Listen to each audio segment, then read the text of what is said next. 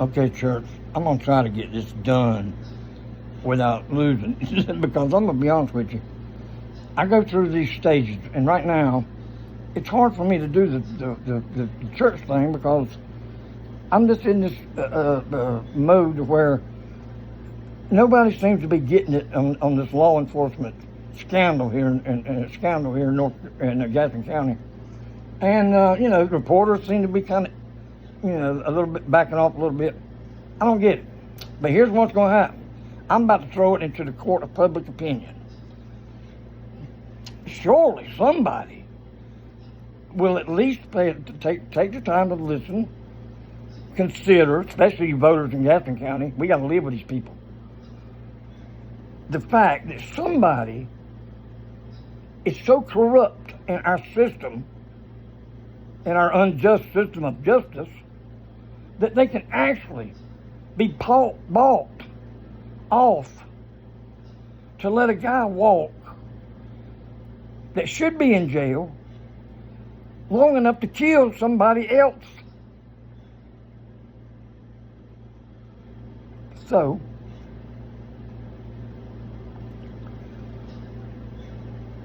I'm going to bring it to you straight. And this is just, I'm talking to the voters of Gaston County, well, North Carolina, because I'm going to tell you something. It's time we've done something to reform the justice system. I don't know exactly what. I just know that we have to do something.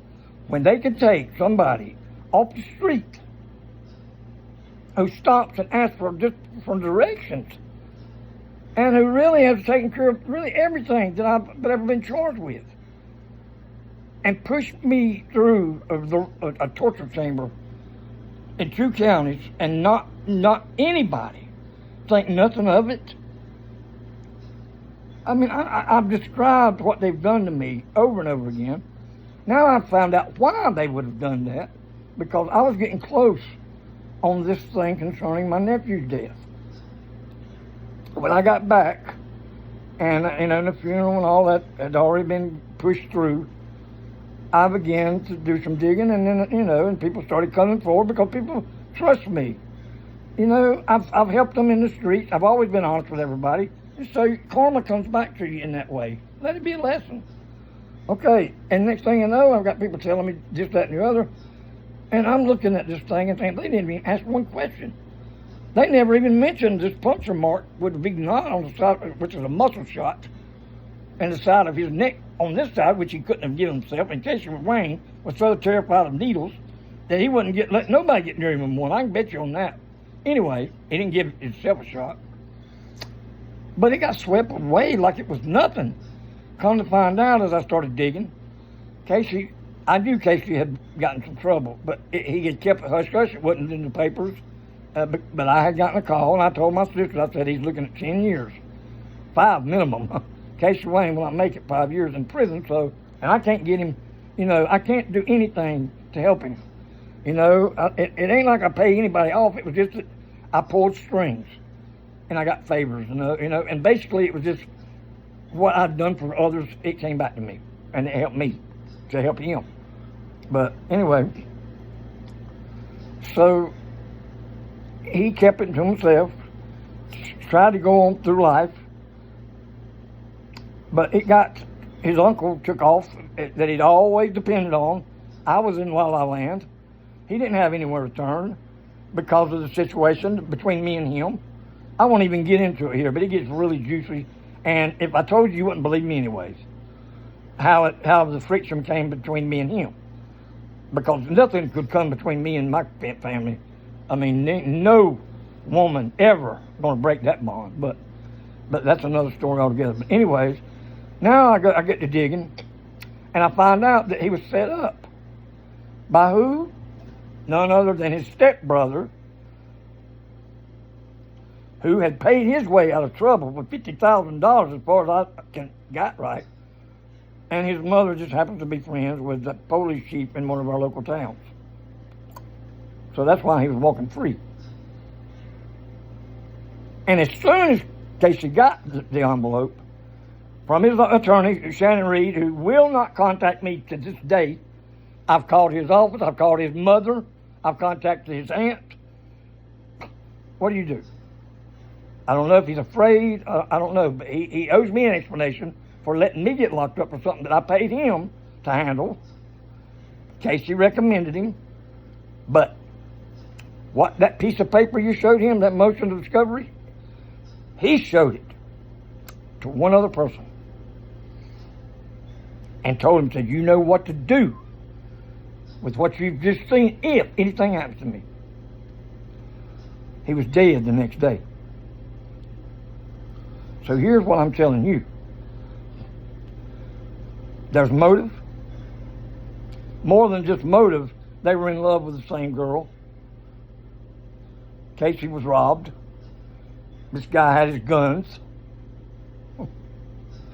And nobody is still, to this day, offered me any kind of apology for the eye and for the way they treated me in that torture chamber, or an explanation as to why the coroner's report is a bogus piece of crap, just like others that I've seen that I know better.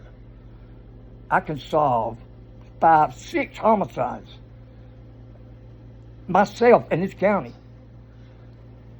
Deathbed confessions. People confided in me when they were in trouble, scared, that was there. And then I witnessed some things my own self. So here we are. November the 30th, or 31st, I'm not even sure. Now the situation is this. I've been here taking care. The last time I left here, I was being hauled out of here in an ambulance while my fiance, ex-fiance, and her new boyfriend, the stepbrother, villain, were back there in the bedroom. I was too sick. I had double pneumonia to do anything much about it, but I'm not sick anymore. So, fast forward to now. It's been a week and a couple of days maybe. I've been taking care of her pets, her lizards that she left here, even though sick as I was. You've been watching me, keeping up with it. And now, I don't think she's going to come check on again tonight. And I can't keep doing this, so I'm going to let the Anolis back out under the trailer where it's warm at least, and and they can find food and that sort of thing. I don't know what else to do. I'm going to keep the cat and my choir birds. Other than that, I think it's the right thing to do. Now I've sent her help to try to get her out of that situation. She says she's not doing fentanyl. Boy, I hope not, because the last time it was a horrible thing that I doctored her through. 2 weeks of pure mortal hell. I mean, really, it was absolute hell to watch her go through it and to live it. I don't think she would go back that route. But anyway, I want to know why Sheriff Hawkins has yet, I'm going to try to call back to Monday, to even take him a phone call. Number 2, why I was told that those cameras, security cameras, were live feed only, which is totally ludicrous. Number 3, I'm going to find out why. And see, those inmates that was there, they know exactly what went on. Why they kept me from taking the medicine and the oxygen that I have to have on a daily basis to survive. And I got it right here, and the only reason I took it off because I think it makes me look weak. But you know what? That makes me look even stronger, to be honest with you. You know what? Do everything I've done and wear oxygen at the same time, and still nobody's ever knocked me down. To this day. Nobody's ever knocked me off my feet except for her. And I'm still down. But I'm coming back. But anyways, I got to get back to the serious part of this, because see, there's people, if they don't do something this time about this monster who loves beating on women, I could send you the videos and the pictures, but I don't want to do that to you, especially if you ain't eat shit, because he's a monster. I mean, that's as simple as that. And he tried to convince everybody that I had something to do with my nephew's death. That's the reason I left town and that kind of sort of thing, which is why he brought the gun, sold it to my fiance to protect herself from me, which I've never laid a hand on in 7 years. If she hadn't showed it to me, he was going to set me up for the murder, or set me up for or being in on it, because his guns would have tied me to it. Plus, I'm a convicted felon. He is too. And then when I asked him about the guns the last time I laid eyes on him, what guns? But it's all video. I videoed it, and I let him know I'm videoing it. I mean, so hey, it is what it is. But listen, the saga continues. This is I call it As My Stomach Turns for a reason. One of my drug using friends, he said, call it as the bowl turns. You have to be in that culture to understand what it means. But anyway, call it whatever you want to call it. The truth is that I'm starting to get ticked off by these interruptions. I love you guys. I don't mean anybody any harm, but I'm just one American redneck male down here in North Carolina who's about fed the hell up. If I ain't, I'm about there because my teeth hurt and they knocked them out. I don't forget things like that. My eye's gone because they knocked it out, or caused me to lose it. I got breath in my body for one reason, and that's because I told you I was coming back, and I don't lie. Well, I'm back now. Sheriff Hawkins, you have got some explaining to do. Your books are way over budget. He get reelected. People of Gaston County, they ain't paying attention, dude. I hate to say it, but no. I don't know. I don't even know. He wasn't up for election this year. No, I think this is one of those. Well, he ain't gonna worry about no election because he's going to jail if what I find out is true, because he assaulted me and attempted to kill my ass. And if it hadn't been for that young Joey guy, that's the first time I put his name out there, the guard over there, coming by there that night before they opened those cells up and throwed me to the wolves, I'd be a dead man. And he said, Coach, I'm gonna get you out of here. And he did. He got me at least back up to a cell where I was in isolation. Naked still, no pillow, no shower, no clothes, no phone call, no medicine. But at least I wasn't going to get trampled by a bunch of bloodthirsty drug dealers and sub-dealers that had been stirred to a frenzy when they told them that Terry Wayne was in the jailhouse. Well, you didn't get me, boys. That's on you. Sheriff Hawkins, you let me live. Your people, your doctor, that quack, he let me live. And that's bad news. It's good news for a lot of people because there's going to be some reform of some kind. It's bad news for people like you and your buddy down there in Belmont who hide behind a badge. And there's more of you that hide behind a badge and commit more crime than the people that they're sent to protect from it. Well, this is just one North Carolina native who just don't see anything but hypocrisy in that.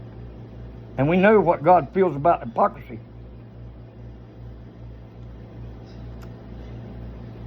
You shouldn't have let me live, is all I got to say. Now, I'm going to use what I've been, this vineyard, this right here was paid for by every veteran who it pricked their finger in service to this country. And I'll be damned, Johnny, if I'm going to shut up without using it to fix what I think's wrong. And if you got any nuts about you, you're going to help me. Because we're all in this together, and we all live on this planet. And it ain't going to take but one nutcase outside myself to throw the switch. And then it's on, baby. It's over. And we have created our eternity. I ain't letting that happen. Not as long as I'm breathing. And you have a blessed day.